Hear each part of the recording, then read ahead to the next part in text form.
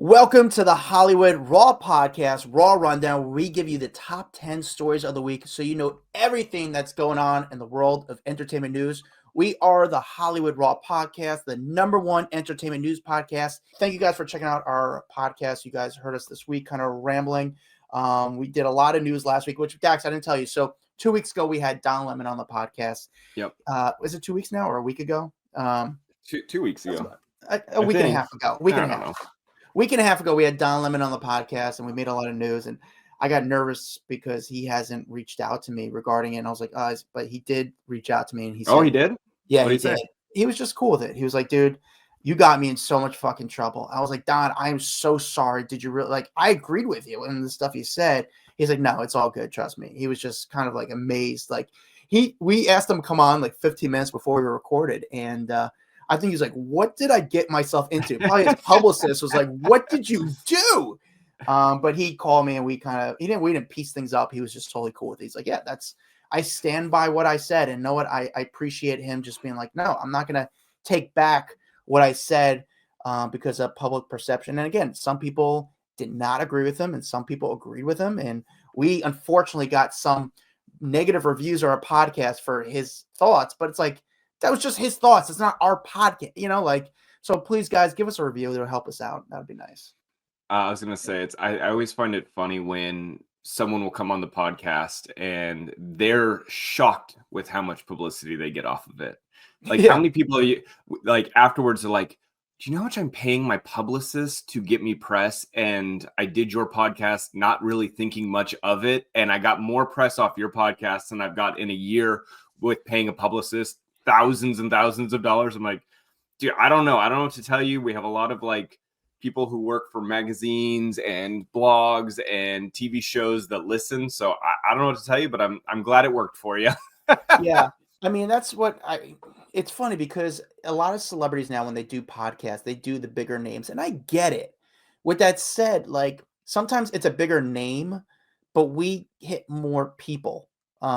Just our audience, I'm very appreciative, very grateful for our audience. We've been doing this for a long time and you guys have kind of hung with us, but it's weird that some podcasts will get bigger names than us. But yet again, we get more people, and that's just the game of it. It's you're going to do some People magazine sort of podcast. I'm like, not for nothing. We get more audience, and also we get more pickup than that, but yeah, that's what it is. Speaking of pickup, you know why? So I sometimes cover the exits of Knicks games, Dax, and I saw Dustin Hoffman there, and I see this guy walk out with glasses, and he's kind of putting a beanie on, I'm wearing. By the way, look at my outfit. I'm telling you, I look like I'm the manager of an Urban Outfitters in Oklahoma. It's so pathetic, but it's just cold here. Anyway, the guy is wearing a beanie. He's putting his glasses on. I'm like, this guy looks familiar, and I think he's the CEO of Instagram. And I just kind of no one knows. I mean, this is a very powerful guy. Do you know the guy's name? Adam Mosseri is his name.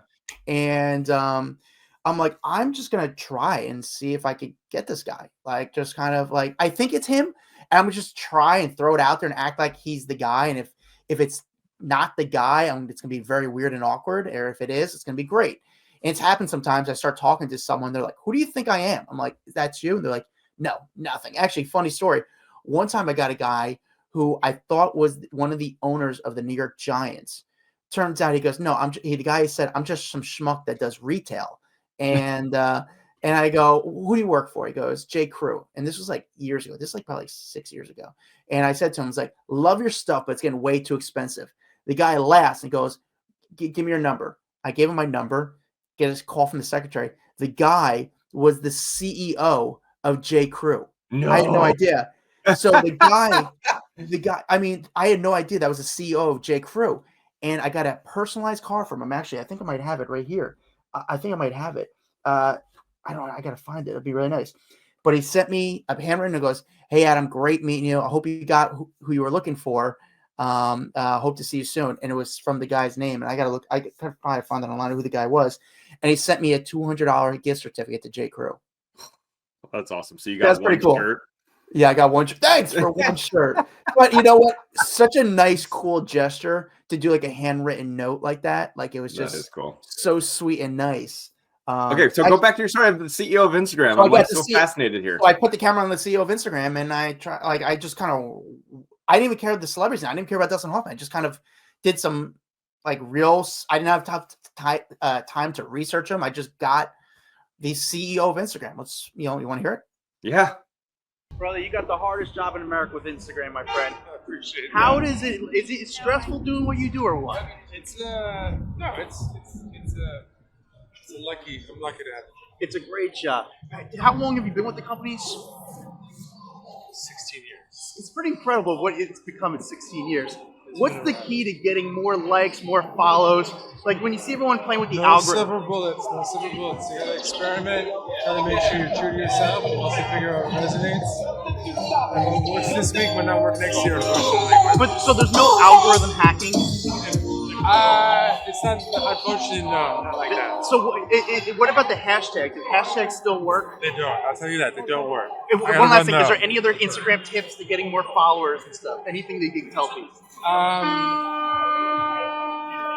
No, you just gotta find the overlap between what you want to get out of the platform and what's going to resonate on the platform. Well, did you say the more you post, the more it becomes visible as far as it'll kind of get more Yeah, views? but I don't want to pressure people.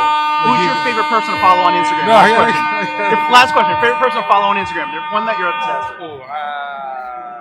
The real Professor X for men's fashion. I hear you, but Dude, this might be one of my favorite interviews that you've done. I don't know why I love this interview so much, but the fact that he's sitting there, I liked your questions. I loved like the behind the scenes of like, okay, what can you do to hack the algorithm? Love that. Love the fact that he's honest that hashtags do not work, because think about all of us have been using hashtags for all these years, and he's like, don't waste your time with hashtags. I love that. This was a great interview. Adam, nice guy. I'm actually really impressed with this one. I wish I had more time to sort of look him up or kind of think of some stuff, but it was so like quick because he was walking out. Nobody recognized him. Who did he say that Professor X or what the hell did he say? It was like Professor X was his favorite account to follow. Fashion? Like that. I got to look at this person up. I don't know. Professor X. Let me see. Well, that person has no followers. You know what you might have to do? We might have to look through his Instagram and find Professor X. Like this guy's got like millions of followers too. So okay, I gotta find him. I'm now. If the CEO of Instagram is saying that is his favorite follow, I'm very curious. Like, if this video ends up going viral, that person will get a lot of followers if they don't already have millions. Yeah. Actually, I'm gonna have to play with to see who he's following because he only follows like a little over like 1,000. And that's cool. Yeah, no, that's pretty. I don't know why I was so. It was a Professor Locke, maybe. Is it? I see he follows a Professor Locke. I don't know, and it seems like it's like this. Is it a fashion person? Sort of fashion. The guy says he's a teacher, speaker, and host. It's like dance. I don't know, but yeah. Interesting. Okay. By the way, I didn't know if I told you this, and I'm just telling you this because I'm right in front of it. I did a post in our private Facebook group called Off the Record that I met Robbie Williams recently. I posted my photo of Robbie Williams, and I was, again, I'm a huge Robbie Williams fan. He's one of those people I just never thought I would ever meet, and it's just weird. Like he doing what I do, I meet a lot of celebrities, and he's one of those people. Like once I heard he was sort of like in New York, I was like, whoa, he's a real person. Same thing happened with like Jim Carrey. Like Jim Carrey to me is an enigma. Tom Cruise to me is like a celebrity, but like these guys, they're a little bit different. I just didn't think they were real. But so I got a photo of the Robbie Williams, but know what I also got? What? Shut up. Autograph. Give you his autograph. I got an autograph. Is that so cheesy? I just think it's funny that your obsession with Robbie Williams, like. I think he's just it's just random. Like it's not someone that is massive right now. They were massive like 25 years ago. I'm not obsessed. Don't be wrong. I just really enjoy him. I'm fascinated by the guy. I'm very curious about him. But you've talked about wanting to meet him for a long time. So it's funny that it happened. And like, there's not many people that are dying to meet Robbie Williams other than you. Yeah, I don't know. It's very unique. To be honest with you, Dax, I don't know who out there I would really be like, oh my God, I need to meet that person. It had to be someone new that I become like a really instant fan of. But like right now, I think for me, I've met everyone who I'd really want to meet. I mean, I don't really. Obama would be kind of unique, but like not like just because I met all the other presidents, I've never met Obama. But did he send you his autograph, or you got it no, that there day? is that day. I got sadly enough, I got 2 of them because I really honestly one of my buddies is a huge fan of him, and that's how we didn't bother. You guys are the only big 2. Well, yeah, this is where my buddy was like a huge fan. So he's not from in this industry. So I said, you know, it'd be cool to get him an autograph. He was like, if you ever meet him, get me an autograph. So to him, which he doesn't know it, I'm going to ship him out an autograph. So he'll get a kick out of that. All right, let's get started. We've been rambling for so long, we haven't even got to the list. All right, let's do it. Let's wait before we get to the list. Do you want to do a review? Yep, got one right here. All right, this one says, funny story. It's a 5-star review from Daddy's Girl 54. So I love you guys, and I've listened to your podcast for a long time. I just had to share something that happened this past weekend. My son and his family went to the Fan Expo in Rosemont, Illinois. My son paid to meet Rosario Dawson and have their picture taken with her. Rosario said to my 7-year-old granddaughter, let's take a picture back to back. Well, my granddaughter thought she said piggyback and jumped onto Rosario's back. Said she was such a sweetheart and took the picture with my granddaughter on her back. I just had to share this with you. That's hilarious. Great. I like the story in the review. I appreciate it. Thank you very much for taking the time. But I do love fan encounters with celebrities. So that was pretty funny. Piggyback, back to back. I like it. Yeah. And I'm glad she was cool about it. I had the ones, a funny Rosario Dawson story. It could have been epic. But one time I had a friend's birthday party that I was throwing in East Village. And we were at a bar that has like a big kind of open front. And from across the street, I spotted Rosario Dawson. And I was like, oh my God, we got like 40 people in here. Can you come back and just surprise her? And she was super nice, but she's like, I can't. She goes, I'd be so embarrassed. It'd be so weird. I was like, if you just came in and just said, hey, happy birthday, it would just go make the party. And she didn't do it. But it'd been really cool. She was very nice about it. She was very nice about it, I have to say, but it'd been really cool. You know what, though? I've had moments like that, and I'm not even famous. And I've had people be like, oh, can you come over to the table and like say hi to my friends? And it's the most awkward shit ever, where you walk over, you're like, hey, and that person may be like, hi, cool. And then the rest of the people look at you like, who the fuck is this at our table? It's weird. No, I'm sure for someone like her, though, she might be big enough for everyone's like, oh shit, it's Rosario Dawson. It's not like if you bring in like Shaq or, you know, someone like that's like global type thing. But I thought Rosario Dawson's big enough for her to be kind of fun. But she didn't do it, but she was very nice. She handled it well. All right, let's get to the top 10 stories of the week. You're sick of us getting, and let's get to the top 10 stories of the week, starting with number 10. Number 10, Khloé Kardashian reflecting on Lamar Odom's drug use and the whole Tristan Thompson cheating scandal. She sat down this week. You know, she's got her podcast, Khloé in Wonderland, and she sat down with Mel Robbins for like an hour to talk all about how to, quote unquote, change your mindset. And they started talking about her life and got into some pretty heavy topics. And she was asked, like, when did you know that you needed to like make a change about your life and your relationship? And she goes, you know, I remember I was married to my ex-husband who had a drug addiction, and I knew that his drug addiction was always heightened when he was in the NBA. And I knew that his addiction always heightened when he had an off season because of all the idle time that he had. And that always made things worse. And she goes, so I remember when he was asked to go to Team USA, and if I remember correctly, I was begging him, please, please go to Team USA. And I was pushing, and I remember he just looked at me and said, you can't want it more than I do. And I think that was the moment things clicked for her, that she's like, I want his success more than he wants his success. He's more worried about the drugs, the alcohol, all his pastime pleasures than about his career and being in the NBA. So that was kind of like, I think, a pivotal moment for her in her life. And she's like, that really switched things for me. And she goes, you know, it took me a long time to finally file for divorce, but you know, she's like, it started off with him in Vegas. She's like, I remember him partying in Vegas and seeing him do drugs for the first time and being like, oh, maybe this is just how he lets off steam and he has a good time. And then she realized, like, no, this is a lot more than just letting off steam. Like, he has a serious substance abuse issue. and he was really good at concealing it, she said. And, you know, obviously it ended in divorce, but it took her a really long time to get to that. But they also got into the Tristan Thompson cheating scandal, because remember, she let him into the hospital when she went into birth right after the cheating scandal broke. 48 hours later, she was giving birth to the baby, and he was let in.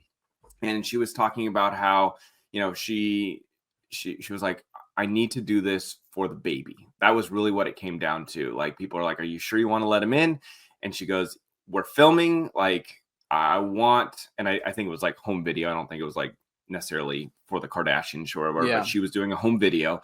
And she was like, I know that one day True is going to look back at this video, and I want her to see her dad there. And so she kind of like just went through the motions, kind of blanked out is what she said. And then once everything was over, she basically said, I can't talk to you. You can leave now. And that's really how she kind of compartmentalized having him there. She did it all for the baby. And then she spent the next couple of weeks out of LA focusing on the child, being the mother with the newborn. And, you know, she just didn't want to be in LA at that time because she could disconnect and not listen to all the cheating rumors and stories that were flying around. But then she went and had another baby with him.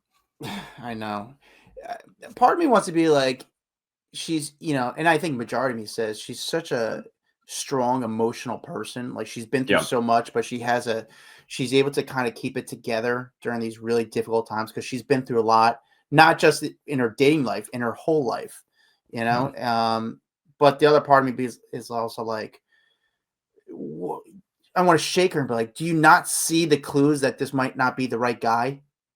I think unfortunately she's just got a bad picker, and she keeps going for not the best guys. And she's definitely one of those people that I really like. Khloé, I think she's funny. She's got a great personality. She's talented. And it's just, unfortunately, relationships are not her strong point.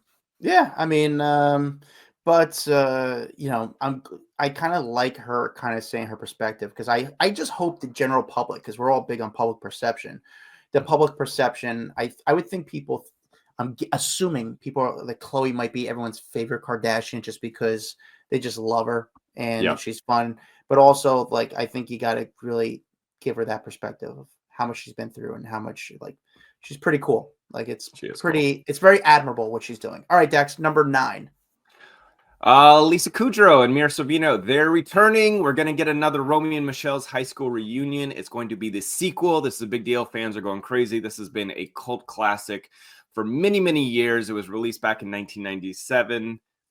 Yeah, 1997. And when it was funny because when it hit the theaters back then, it like did okay, but it like amassed this crazy cult following the years after. And you know, they showed up to, what was it? It was an award show a couple of years ago. I think it was like the Screen Actors Guild Award or something. The two of them, and got everyone talking because they presented an award together, and they had the Post-its, the whole thing.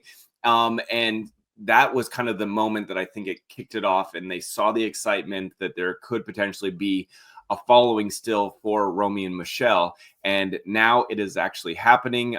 It sounds like they've got the original writer, Robin Schiff, who is also the showrunner for Emily in Paris. She will be writing on it. They've got a bunch of people all signed on that have done huge movies or big TV shows.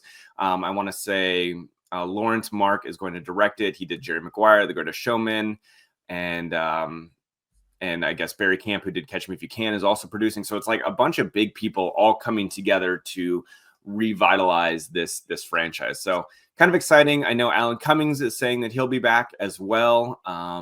So huge news for a lot of people out there if you're a big Romy and Michele fan. Did you see the movie? Romy and Michele? Hell yeah, dude. I never did. Did you not? No. It's not my thing. It's not. What do you mean not your thing? This was like way back in the day. I know, but it was movie. Nothing about it from, like, I remember the trailer or anything was like, oh, I need to watch this. And I know there's some people I saw yesterday on social media, people post about this, how excited they are about it. I get it. I understand it. But I don't know. Is there any other big, well, let me ask you, Is there one cult movie that people talk about that you've never seen? I'm sure there is. Let me ask you, you ever seen Big Lebowski? Yeah. Pulp Fiction? Yeah. Reservoir Dogs? Ooh, I believe so, but it would have been so long ago. You know the See- one, do you remember the one that's like The Room? Yeah. I Wait, feel was like The a lot Room- of people. Wait, was The Room the one about the one that was the worst movie ever? Yeah, that one where it Okay. has like a cult following where they all go to Sure. movie theaters, they like watch and they cheer. I don't think I've ever seen that one, and I remember it being a big deal because they kept playing it at the movie theaters here in LA, and it like becomes this huge thing. I don't think I've. You know what though? That's a unique one because that was in 2003. At least it may have been bigger in LA. I Yeah. know for here in general, The Room was this movie that people know about. It was known as the worst movie ever. I don't think a lot of people have seen the movie. However, I do think the Disaster Artist, which was a movie about the movie The Room that James Franco did, was, I would say, in the top 25 movies in the past 5 years or so. Really? It was that Yeah. good? See, thought it I was a didn't great see movie. The Disaster Artist either because I didn't see The Room, so I had no connection. So I was just like, meh. You got to see Disaster Artist. I think it's great. I think it's fun. I think it's more of like a nice kind of. It's funny. It's nice. It's sort of like a loving story, in my opinion. I just think it was a great movie. The way they did it, I just thought it was really. They did it really well. But yeah, I don't know. I always think about like what big movies. Like I never saw Avatar. You're crazy. I went on the movie. ride. I love the ride on Disney, but to Dude, me, it was such a great movie. it never really. It was interesting to me. All right, number 8. Paige DeSorbo plans to freeze her eggs after her split from Craig Conover, who, well, remember, he froze his sperm last year. I don't know why we all need to know all this stuff, but nevertheless, it is being talked about. She revealed this on her Tuesday episode of the Giggly Squad podcast, with Hannah Berner, our friend Hannah Berner. We love that girl. She sat down and she was talking about how this has just been something that she has had on her list of things to do. And, she said, I wanted to do it. I'd probably say like last year, probably in spring, that I was going to do it. And then she goes, okay, in 2025, I'm doing it. And it's just, she's never been be able to do it because she needs time off. She needs like a good couple weeks where she is not traveling. She's not doing anything because you have to give yourself these injections every day at the same time and all before the procedure. And so she was like, okay, I'm going to make this happen. I'm making my appointment. I'm going to do it. I think she just feels like she hasn't hit the right point in her life. She thought maybe she would be at a different point at this time. I think Craig also has said the same thing. Like they thought maybe there would be a marriage, that there would be kids by this point in their life. And that just didn't happen. It wasn't in the cards for them at this point. So a lot of people do this. They'll freeze their eggs, freeze their sperm so that they can still be a parent once either they find the right person, or if they never find the right person, then they do it alone. But nevertheless, that was her big reveal this week. Well, are we talking about Craig? What happened with what Craig did this week? What did he do this week? So Craig unfollowed Paige. Never. Okay. So Craig unfollowed Paige, which is big news because they were together for a long time. Everyone thought they were going to get engaged, and they broke up within about a month ago. But there's been some reports of her seeing another guy. She hasn't really spoken about it already, but yeah, he unfollowed her on Instagram, which could be sort of like a coping thing, like. Well, I wouldn't want to watch an ex sit there and like live this wonderful life now that you're apart. So I think it's a healthy thing to unfollow someone if you've split up. Yeah, I mean, just think for mental health, it's good to not watch what they're doing. Yeah, so it's and this is a PSA for any of you who are still following your ex. Unfollow them. Don't stress yourself out watching them live their life without you. Yeah, at least hide their stories. That might be helpful. Hide the stories so like you don't look too much of a dick. Just don't look at their stories. But easier said than done. Dax, number 7. All right, so Machine Gun Kelly is reacting to the claims that he and Megan Fox are not talking ahead of the birth of their child. There was a bunch of stories that came out this week saying that they are on no speaking terms, that they are in fact like actually not doing well at all. And this comes weeks before she gives birth. And so this became a huge story. Well, it sounds like he is refuting that claim. Basically, he posted a photo and all the caption said was, "How can sources say when the sources haven't said anything?" And it was just a picture of, two shirtless photos of himself. And so I think that was his way of commenting on it. But I have also been told numerous times that these two are not doing well, but that's kind of on par for their relationship. They can do amazing and they're like twin flames and they love each other and they're like made for each other, and then the next day they are not talking, they can't stand each other, they've moved out, and then they get back together. So in reality, it is so hard to follow these two because they are so hot and cold all the time. I picture them getting back together. Maybe the baby brings them together. Maybe at some point they decide to go their separate ways. But it is unfortunate that they are not doing well with a baby literally weeks away from entering the world. I would love to be like a little birdie in the corner of the room to see like what's actually going on, like what the drama is. Because we know like they're not getting along, obviously, but we don't really know. Well, you remember, reason. it sounded very much like cheating without saying cheating, because she had found some incriminating texts on his phone that really pissed her off. And this was a couple of weeks back or a couple of months ago. And that's kind of what initially like started off. And then a lot of people close to her, at least that's what the sources were saying, that people close to her are happy that she's finally come to her senses and has kind of kicked him out of her life.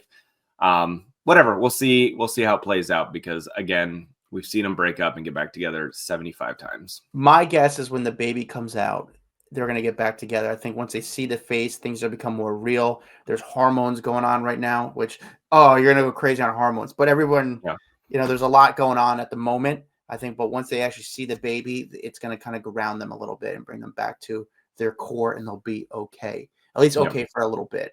Dax, number 6. Nikki Garcia shedding some light on what it's like co-parenting with Artem. Is it Nikki Garcia or Nikki Bella? Are we still saying it's Nikki Bella? We have to say Garcia. Well, it's Nikki Bella, but Nikki Garcia is her real name, and she can't use Bella because the WWE owns that last name.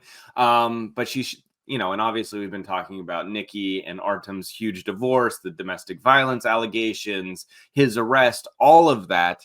And so they had a pretty nasty split. However, she's talking about what it's like co-parenting with him right now. And it sounds like it's going decently okay. She said that they've been raising their child together, and she's explaining the situation to their son the best way that she can. She says, "I've used words like divorce, but it's only been when asked. Everything kind of been about us having our own homes. You get to see mommy and you get to see daddy." She went on to say that at Christmas, they made sure that they were both there when they baked Santa's cookies, and Mateo went to bed and they were both there when he woke up. So for them to even be able to be in the same home together on Christmas Day, I think does speak volumes after going through such a public, nasty breakup. That they're able to do that for the kid is pretty awesome. So I will give them props for that. You give them props for that, but I think, which again, you can always say it's just none of our business and they're just going to ignore it. But Artem was arrested. He wasn't he was arrested, but he wasn't charged with he was arrested, wasn't charged. But why didn't you explain what happened that night? Because that sounds like a very serious night. Well, so that night they got into an argument. Cops were called out. She claimed that he had attacked her, basically. Once the cops got there, they didn't really see too many signs of physical violence, but they still arrested him. And then as they continued the investigation, there was not enough evidence to charge him. And so that's where it all stopped. However, the divorce continued beyond that point. Artem has basically said that she was the aggressor throughout the whole situation and that she was the one that was going after him. I know that there were some videos that were leaked out from inside, where it kind of shows that they are arguing and running through the house, and it did not look like the best situation. But listen, they never spoke about it, and I think that's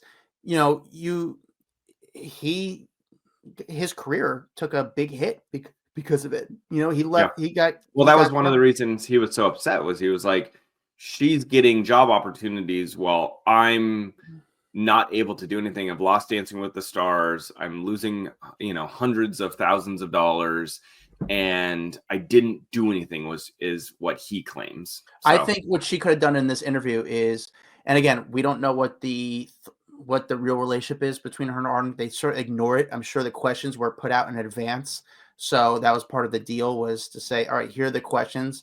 I'll touch on it a little bit, but I won't dig into it more. Mm-hmm. But I think one of the questions should be, Arden lost his job. Do you think Arden should be back and Dance with the Stars? Now's your chance or the moment to defend him a little bit, to talk about that situation, and they ignored it. And I think it's kind of fucked up. I mean, and I should have said this was an interview she did with Us Weekly. So, definitely, I would say those questions were prepped for her to answer. Definitely prepped. They're gonna want to make her look good at the end of the day. Any big interview like that, they're gonna want to make her look good, so they prep her and get her ready so she has time to think about it. I understand what she did on her side, I think, but it's also like, I want to know. I think it could have been handled differently. I feel like we're focused on the wrong part. They're talking, they're co-parenting. Like, that is the positive side of all of this shit show, is that they are now able to get it together for the kid. Great co-parenting. Your divorce went through very quick. However, Arden lost his job. Do you think Arden should be back in Dance with the Stars? Do you feel bad how that all went down, that Arden lost his job out of this and really affected his career? That should have been a question. That definitely should have been said, in my opinion. Number 5.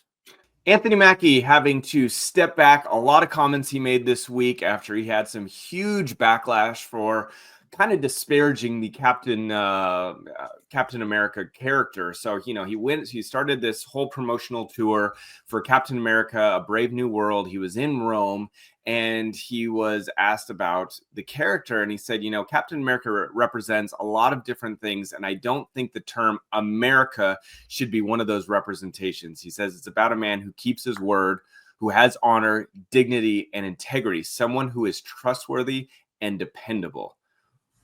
Ooh!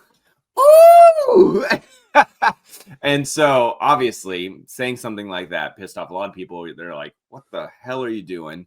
Talking shit on not only America, the character. I got to imagine Disney did a nice little backhand to him and said, what are you doing, dude? This is literally the first interview you do for the new movie, and you kind of shit on it.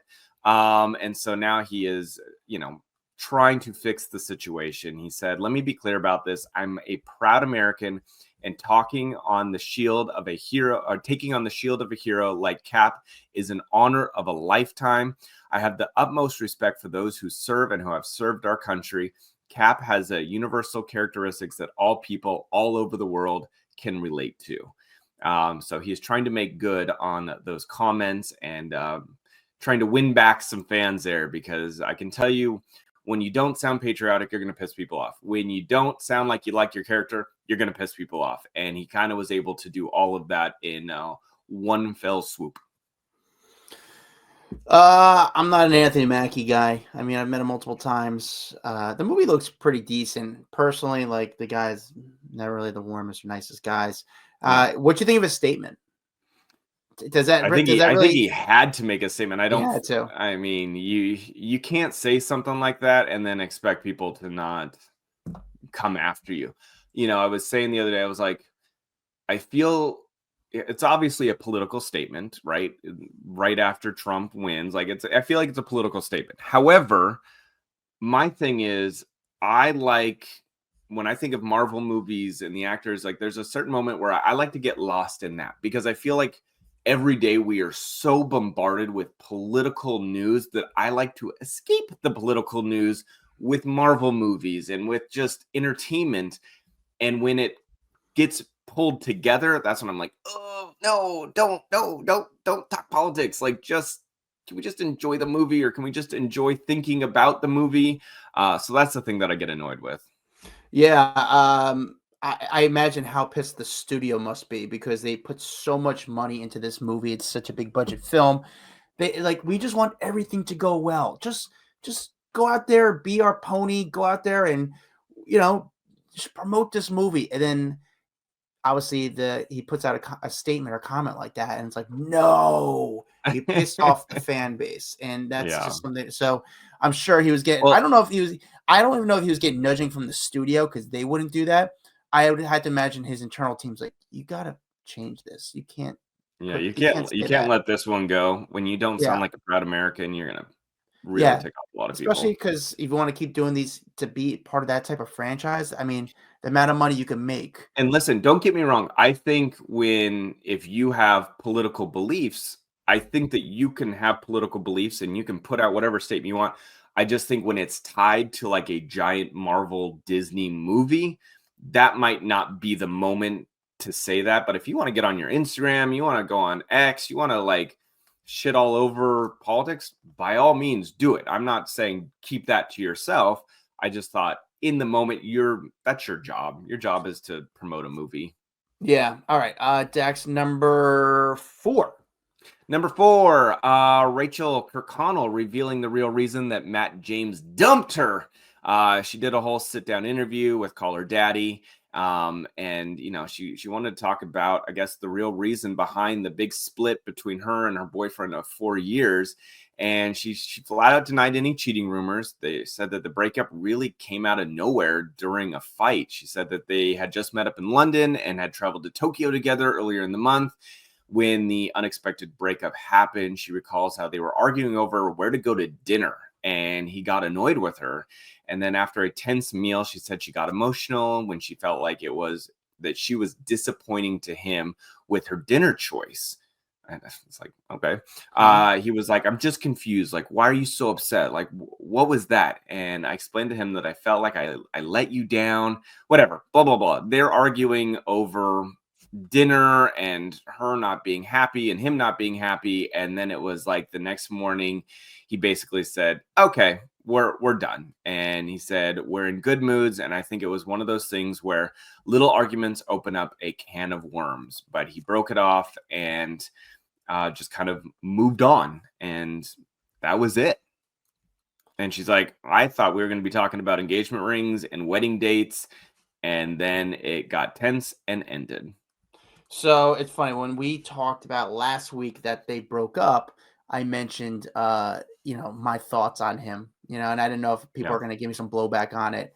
And like, dude, are you serious? But I don't think this story that she's giving changes up what I said about him. I think it's like, oh, maybe the guy is not the best of people. Well, I'll say this. She said also that she thinks it was also that they spent like 3 weeks straight together, and it started to get irritating, and it led to their breakup. And I'm thinking this is a good sign. Like, you guys shouldn't be together. If you can't spend 3 weeks together without arguing and fighting and wanting to break up, then you guys shouldn't be together. You should take this as a blessing that you figured out now before you walk down the aisle.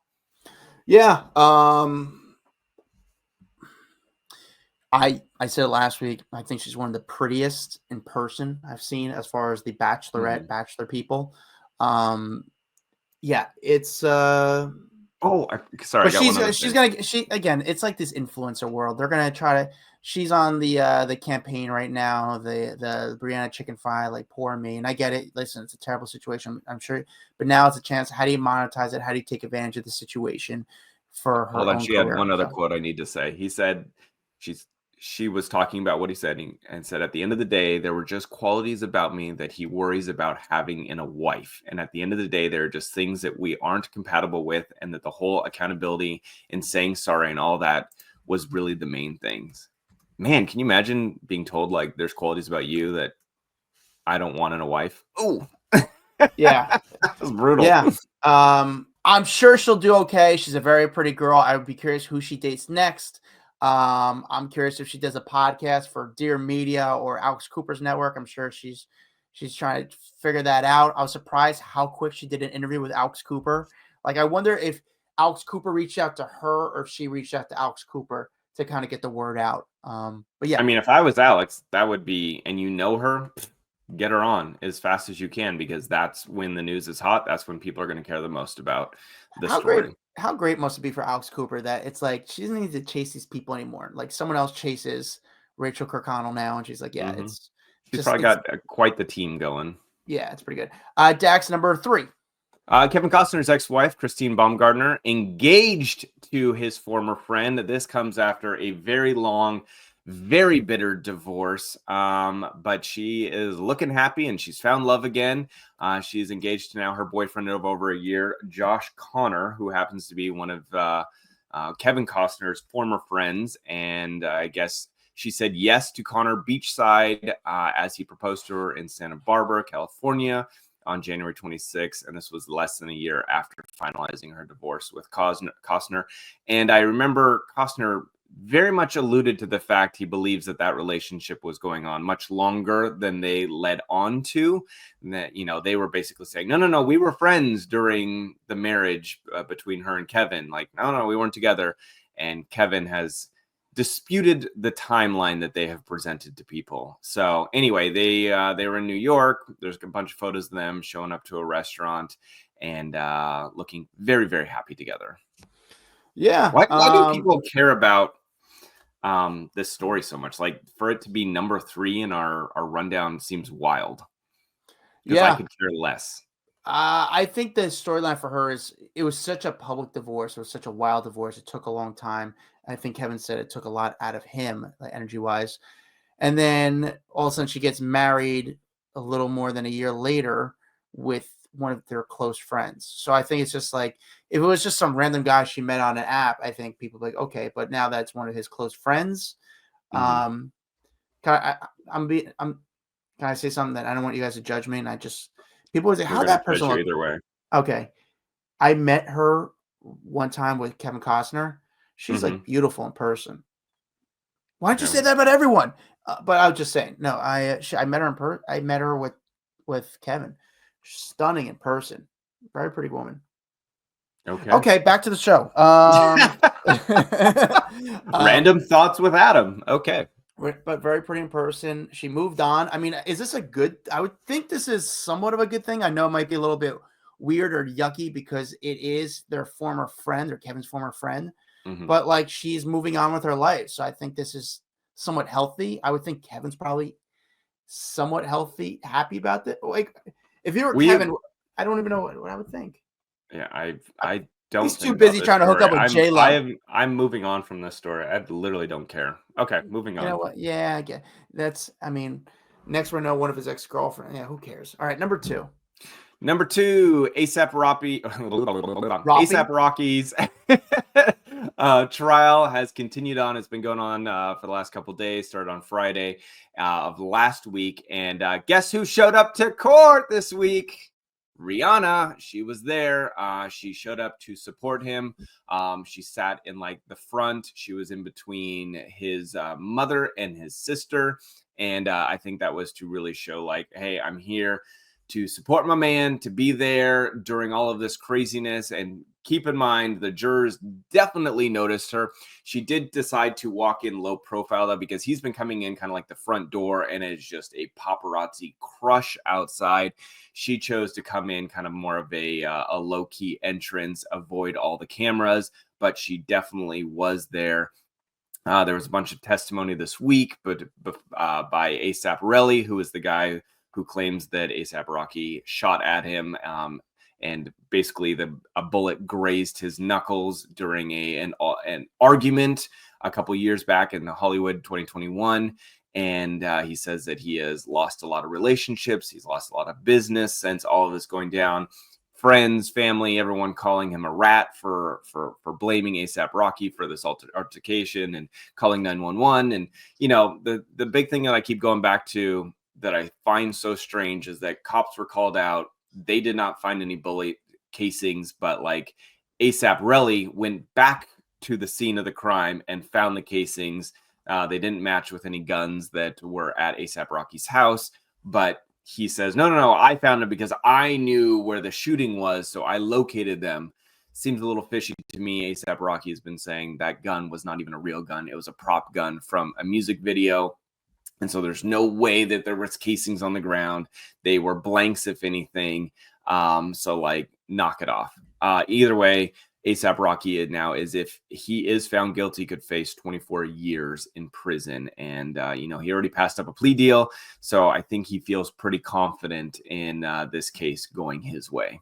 Did you see the videos and photos when Rihanna showed up? I mean, we said it. Once Rihanna shows up, you're not bringing you're not just bringing like court reporters. You're bringing in fashion photographers because they just want to see what she's going to look like. I mean, that photo ran everywhere, which we said. But so far, right now, I think we can't speak for the jury, but I have to imagine, based on the facts, that's sort of leaning towards A$AP Rocky. How it turns out, I mean, I don't know. But for A$AP Rocky to take a risk and turn down that the offer to only serve a few months. What was that? What was this? It was quite a few weeks behind bars for sure. But risk it for what he could be getting is. I think he feels confident. Yeah. I mean, it's got to be weird. Can you imagine if he really is innocent and then he gets proven guilty? He's like, guys, what is going on here? I did not do very weird, but I don't know how it turns out. I feel so far, I think A$AP Rocky's team is winning the case based on what they've said in statements. But again, it doesn't matter what I think. It comes down to the jury. Dax, the number one story of the week. Oh, God. Justin Baldoni and Blake Lively. It never ends. We talked a lot about this earlier in the week, but Justin Baldoni's 7-minute voice message is taking over the headlines this week. Everyone has been talking about it. He released it. He has basically said, I'm going to release all the correspondence between me and Blake Lively to basically clear my name. And we talked about how we thought the voicemail sounded very creepy. It was sent at 2 a.m. in the morning with this low, deep voice. But a lot of people pointing out that this was in response to a text message that she had sent at 1:50 in the morning. And so that timeline isn't as creepy as everyone's saying. Listening to a lot of the feedback from people out there saying that, this is his normal voice. He has a podcast. This is how he sounds. This was not like a deep sexual voice, but that he, in fact, sounds like this most times. Again, I've always said this case is so bizarre to me because I feel like I have bounced around going from she's right to he's right to he's right to she's right every single week. I can tell you, I don't know. I don't know what to say anymore in regards to this whole thing. Was he being kind? Was he going out of his way to salvage a relationship to get this movie going, and that she is truly a mean girl? And, there's now conspiracy theories that Ryan Reynolds is behind this whole situation, and that he had found that Blake and Justin had started kind of having feelings for each other. And so he's going over the top to basically squash that and make Justin look bad. I don't know. Adam, any thoughts on the new, conspiracy theories about Ryan Reynolds truly being behind all of this? It's so hard for me to answer any of this, Dax, because it's not hard because no matter what thing we say, based on the YouTube comments, we get shit on. It's just like you can't win either side. I can only say from yes, it was easy for the media to jump on and say the word that the voicemail was creepy, but it was, again, like we said, it was a response to Blake's message. So I what I say is, it sounds creepy to us how people talk in real life when we hear celebrities kind of talk to each other, and to hear, I think it's definitely the tone of conversation, and for what he said, I think for the average person who it makes them feel uncomfortable, like, wow, this is creepy, because I don't think a lot of people leave voice notes for each other. I know it's popular, but I think Justin has nothing to lose. I think he's basically putting it all out there, even if it's going to embarrass me. I don't care. Put it all out there, and it's going to make me uncomfortable. People are going to have a perception about me. But when you accuse me of sexual harassment, that I am not guilty of. Am I a passionate person? Maybe yes. So, but yet again, no, I like what you said the other day, that he's pulling a playbook out of the Johnny Depp case. 100%. Just put it all out there. You're gonna look like shit, but it might work in your favor. Yeah. I don't know. Like I said, or like you said, he's got nothing to lose. So might as well go for it. She's obviously got the bigger reputation. She's not going to lose out on roles moving forward. He, on the other hand, will lose out on everything if he doesn't clear his name. Yeah, how much more could come from this? I don't know. I mean, what's the next story next week? Because again, this court case doesn't even happen until March 2026. So they're going to settle. There's no way this gets to March 2026 to go to trial. Like, I can't handle it. You couldn't handle it. They couldn't handle it. This is too much. And there's another story now that Taylor Swift has now kind of easing back on her friendship with Blake Lively. Whether or not that's true, I don't know. That seems like kind of a clickbaity story to me. I can't imagine, like, Taylor and Blake are very close. So if Taylor's going to go, oh, I don't want to be around her because there's bad press, then Taylor would be a bad friend. You know what I'm saying? You can't just be friends with someone because they've got a good reputation in Hollywood. So that would be very sad if that was in fact true. Yeah. Yeah. How does this? I think part of the settlement is that they both have to shut the fuck up. Well, shut up, but they're gonna have to do one Instagram post each, and they'll have to do one statement. And it'll be a very dry, weird statement. We've come to conclusion. We're not going to be friends. We're moving forward. And maybe a part of it could be, as part of this settlement, you have to both go on the Hollywood Raw podcast and just talk it out. That'd be very nice. That'd be fun. All right, guys, thank you for watching the Hollywood Raw podcast on YouTube. Make sure you guys like and subscribe. Even if you don't agree with our opinion, it would help us out a little bit, you know. But that's just our opinion. But we're not bad people. We're just people just trying to earn enough money to pay for our health insurance. Follow our private Facebook group called Off the Record. Follow me at Adam Glyn. Follow Dax Holt at Dax Holt. We'll see you guys next week. Bye-bye. Later. Oh, no, people like when I go goodbye. Yeah, that's goodbye. That's good. That's ASMR goodbye. That's sexy. That's sexy. Bye. Creep.